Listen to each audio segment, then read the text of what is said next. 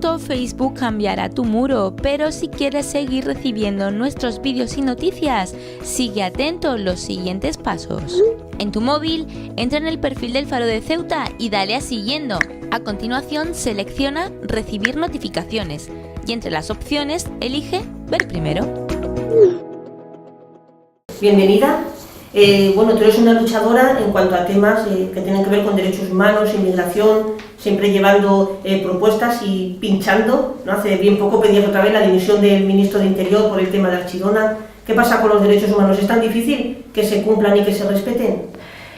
Bueno, la verdad es que siempre tengo enfrentamientos con el Partido Popular porque precisamente ellos creen que en España se respetan los derechos humanos y yo creo que durante estos años tenemos muchísimos ejemplos en los que es evidente que en España se vulneran muchísimo los derechos humanos en distintos ámbitos. Precisamente esta semana teníamos una comparecencia del ministro de Interior y yo le exigía la dimisión por lo ocurrido en Archidona, pero precisamente estamos también acompañando a la Marcha de la Dignidad este fin de semana en Ceuta porque los derechos humanos se vulneraron también aquel 6 de febrero en el que 14, seguramente 15 personas perdieron la vida en el marco de una intervención policial que todavía no se ha aclarado suficientemente, ¿no? Y si no hay justicia, si no hay reparación y no hay garantía de que no se vuelven a vulnerar los derechos humanos, no podemos hablar de que España es un país democrático. Una democracia de alta calidad, una democracia como la que nosotros queremos para nuestro país, tiene que garantizar que se cumplen los derechos humanos. Puede ocurrir que se vulneren, pero cuando se vulneran, un gobierno verdaderamente democrático y que se compromete con los derechos humanos lo que hace es juzgar, investigar hasta el final qué ha ocurrido y garantizar que eso no se vuelve a repetir. ¿Qué cosas podría hacer el gobierno español? Bueno, pues por ejemplo, dar los visados a las familias de las víctimas de Tarajal para que puedan venir y para que se pueda hacer justicia, no solo por la vía de los tribunales, que desde luego después seguramente hablaremos, que desde luego tiene que ser una vía que continúe. Creemos que la justicia no está a la altura de las víctimas de Tarajal en este momento en nuestro país, pero además hay una justicia social que también se podría hacer, que podría hacer el gobierno de nuestro país y que tendría que ver con que esas familias puedan venir aquí, puedan ver el sitio en el que murieron sus hijos y, por ejemplo, como decía el padre de uno de los fallecidos, pues recoger un puñado de arena de esa playa y poder llevársela a su casa para recordar a su hijo y tenerlo siempre presente, que es lo que quieren. Eso es también hacer justicia y eso es lo que nosotras queremos que se pueda hacer en nuestro país. Cuando cae el último auto conocido que archiva la causa de nuevo, después de que la audiencia dijera que se investigara aún más, ¿cómo interpreta Yone Belarra algunas apreciaciones de ese auto en el que, por ejemplo, dicen pues no se puede permitir, los testigos que están en la zona de Alemania no pueden venir aquí porque la Guardia Civil no tiene constancia de que han pasado? O no pueden venir porque no hay garantías, pues son personas que no están residiendo de manera legal, entonces no se les puede tomar así declaración. O esta identificación fallida de las personas, las 5 personas que están enterradas aquí en Santa Catalina, creo que solo en un caso está identificado con placa y en el registro como debe ser, y los demás nada. Y no pueden venir esas familias a decir, bueno, por lo menos, como tú acabas de decir, lo de la tierra, o por lo menos conocer el sitio donde está. Cuando tú lees ese auto y ves esas apreciaciones, ¿qué es lo que piensas, Yone? Bueno, es evidente que la justicia está en manos de los jueces en nuestro país y así tiene que ser, pero desde luego creo que queda claramente encima de la mesa y creo que cualquier persona en nuestro país con un poco de humanidad es consciente de que no se está haciendo justicia con las víctimas de Tarajal y con sus familias. Como señalabas, el año pasado nosotros pedimos también que se pudieran hacer las pruebas de ADN para que los familiares sepan si las personas que están aquí enterradas son efectivamente sus hijos e hijas,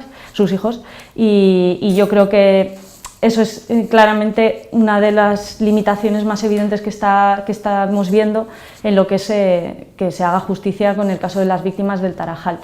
Es tan evidente que no se está haciendo justicia que yo creo que somos muchas y muchos los que nos estamos sumando cada vez más a las reivindicaciones. Por un lado, como te decía en esta Marcha de la Dignidad, los que hemos venido, pero yo creo que somos muchos y muchas también en el conjunto del país los que somos cada vez más conscientes de que en España hay una justicia que se aplica a los ricos,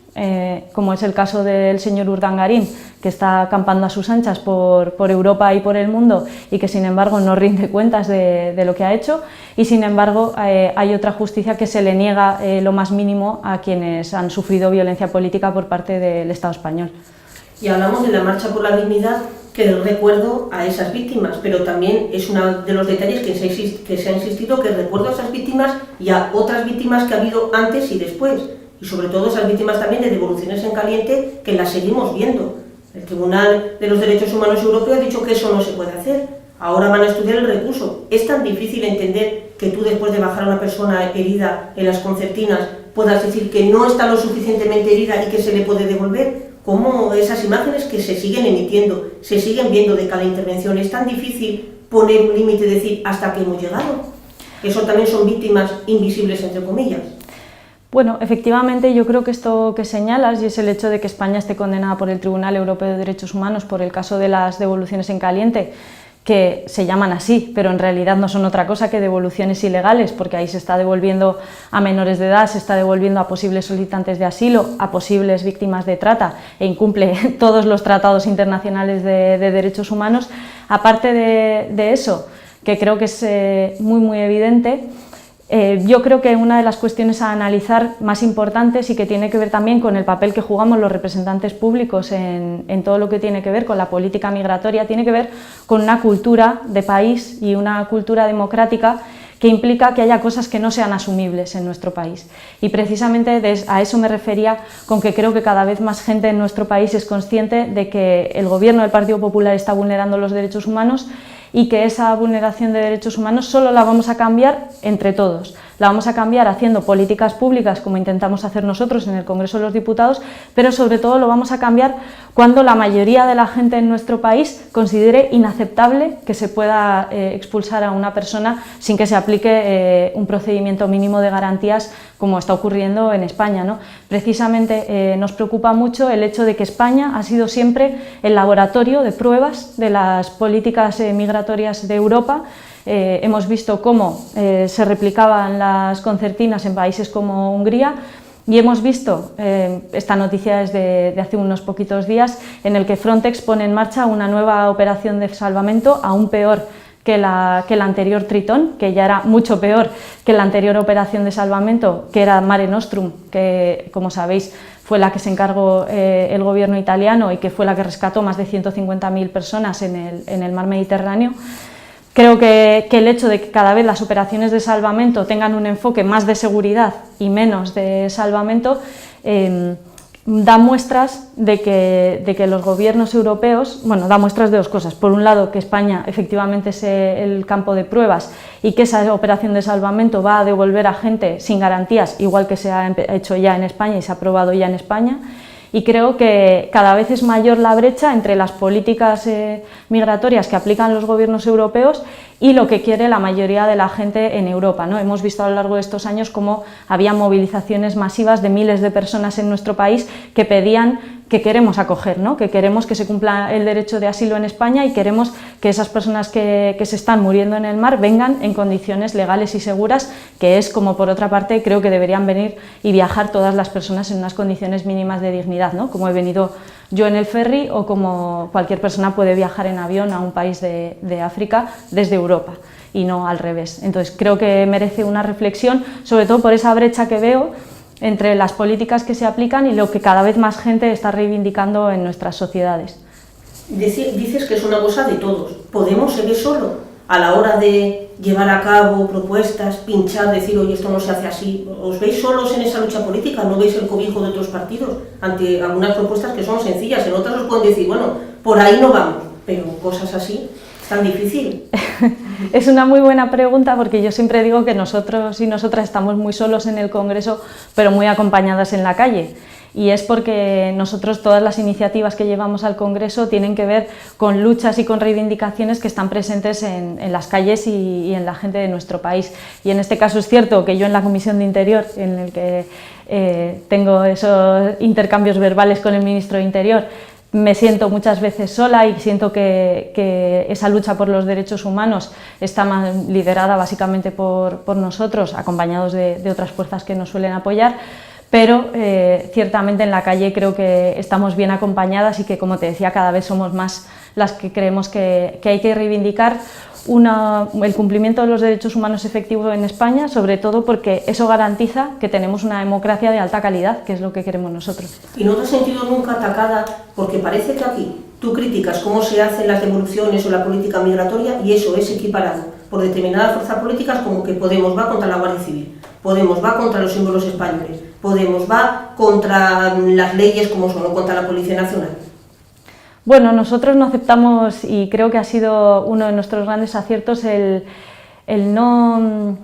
aceptar lecciones de patriotismo, porque creo que no pueden dar lecciones de patriotismo los que en realidad llevan una bandera de España en la muñeca pero tienen las cuentas en Suiza. Y creo que eso es algo que hemos visto demasiado en nuestro país, ¿no? Y en los últimos meses especialmente, cómo mucha gente se envuelve en banderas para ocultar debajo de eso recortes y que la mayoría de la gente en nuestro país vive cada vez peor. Esto me parece muy evidente en el caso, por ejemplo, he tenido noticia a través de los compañeros de Podemos de Ceuta de que ha habido un recorte en materia educativa, en materia de comedores escolares, que ha sido brutal. Eso depende directamente del Ministerio de Educación y seguramente el señor Méndez de Vigo va a hacer unas loas patrióticas muy vistosas en el Congreso, pero sin embargo, cuando hay que demostrar el patriotismo de verdad, cuando hay que poner comedores escolares para que ningún niño y ninguna niña en Ceuta pase hambre, cuando tenemos que demostrar el patriotismo de verdad, ahí quienes estamos somos nosotros y al PP generalmente no se le ve. Y yo creo que eso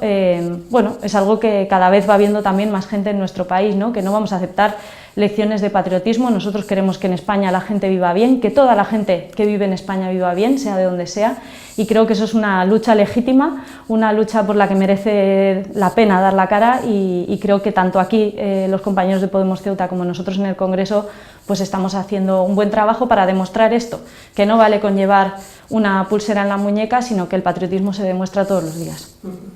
No quería dejar de pasar el tema de los MENA, porque aparte tú has peleado bastante por lo que ha ocurrido en Melilla. Aquí también, quizás Melilla va un poquito peor que nosotros, pero aquí también tenemos problemas con niños que hay en el puerto y con situaciones que no se sabe cómo afrontar este asunto. ¿Qué propone Podemos? Bueno, yo estoy muy preocupada por la situación de los menores migrantes que migran solos, principalmente porque creo que se está construyendo una imagen mediática de ellos como criminales, cuando en realidad los niños son efectivamente niños, y creo que hay una dificultad muy seria para entender que antes que migrantes son niños a los que hay que garantizarles sus derechos. Y esto me preocupa porque además se está construyendo, y en esto creo que el señor Ventura, el consejero de Melilla, está haciendo un trabajo que hay que denunciar y al que hay que ponerle freno, no solo nosotros como representantes públicos, sino toda la ciudadanía, que está trasladando una imagen de invasión y de avalancha que no solo no es cierta, que es mentira, y hay que decirlo así, es mentira, sino que además está contribuyendo a generar odio en la sociedad, y eso hay que pararlo con total firmeza. Yo creo que los datos hablan por sí solos. Tenemos varios cientos de niños y niñas, pero en menor medida, pero cientos de niños que migran solos en Ceuta y en Melilla, y sin embargo eso representa, lo calculé el otro día por curiosidad, un 0,001% de los niños y niñas que hay en nuestro país, teniendo por otro lado un 30% de pobreza infantil, la segunda tasa más alta de la Unión Europea, de la que no le he oído nunca hablar al señor Ventura, por otra parte. Entonces, creo que criminalizar a estos niños que migran solos es un error político de primer orden, y dos, creo que oculta y trata de tapar su propia incompetencia y la propia incompetencia de las administraciones para garantizar los derechos de estos niños. Se da la circunstancia de que la documentación de estos niños no vale para determinar que son menores de edad, pero sí vale para expulsarles. Con lo cual es evidente que las políticas migratorias se están poniendo por delante de los derechos de la infancia, que es algo que es intolerable en un país democrático. Así que nosotras vamos a seguir trabajando en el Congreso para que se garanticen los derechos de los niños, sobre todo para que no se siga aplicando la prueba de la edad, que es una prueba con totales desajustes científicos, y sobre todo para que se garanticen sus derechos y haya unas condiciones de acogida suficientes. Nosotras además dentro de la Comisión de Infancia estamos trabajando para que las acogidas sean cada vez más a través del acogimiento familiar, que está demostrado que es el que mejor funciona para contribuir al desarrollo de los niños y las niñas, y ir acabando progresivamente con los centros. Por supuesto, no hablaré de los centros que se encuentran en las condiciones en las que están los centros de Ceuta y Melilla, pero incluso aunque los centros tengan buenas condiciones, los niños y las niñas están mejor en una familia, y es en esa línea en la que estamos trabajando.